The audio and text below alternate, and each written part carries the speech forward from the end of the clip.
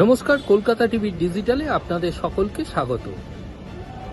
কালীঘাট তৃণমূল কংগ্রেসকে কিছুটা সতর্ক করলেন বিচারপতি সৌগত ভট্টাচার্য।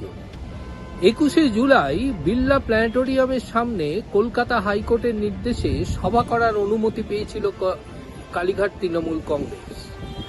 তার সেই সভার প্রেক্ষিতে কলকাতা হাইকোর্টে রিপোর্ট জমা দেওয়ার নির্দেশ দিয়েছিলেন বিচারপতি সৌগত ভট্টাচার্য। সেই নির্দেশ মোতাবেকে রাজ্যের পক্ষ থেকে এদিন কলকাতা হাইকোর্টে একটি রিপোর্ট জমা পড়ে। সেই রিপোর্টে উল্লেখ করা হয় যে কলকাতা হাইকোর্টের নির্দেশ মান্যতা দেওয়া হয়নি।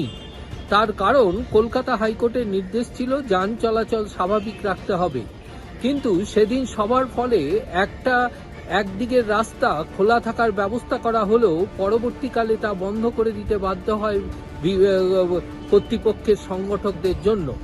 পাশাপাশি যে নির্দিষ্ট সময়ের মধ্যে খালি করে দেওয়ার কথা ছিল তা করা হয়নি, এমনটাই অভিযোগ করা হয়। কিন্তু যদিও কালীঘাট তৃণমূল কংগ্রেসের পক্ষ থেকে জানানো হয় নির্দিষ্ট সময় খালি করে দেওয়া হয়েছে, তবে বিচারপতি প্রশ্ন রাখেন যে সেদিন 21শে জুলাইয়ের যে বিড়লা প্ল্যানেটোরিয়ামের সামনে কালীঘাট তৃণমূলের সভা, সেই সভায় কোনো অশান্তির পরিবেশ সৃষ্টি হয়েছিল কিনা।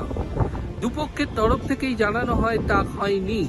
তবে বিচারপতি যখন জানতে পারেন যে যান চলাচল স্লো হয়ে যায়, এরপরেই বিচারপতি কিছুটা সতর্ক করে দিয়ে বলেন যে পরবর্তীকালে এই ধরনের ঘটনা ঘটলে আদালত কিন্তু উপযুক্ত ব্যবস্থা গ্রহণ করবেন। এইভাবে বিচারপতি কালীঘাট তৃণমূলকে কিছুটা সতর্ক করে দিলেন।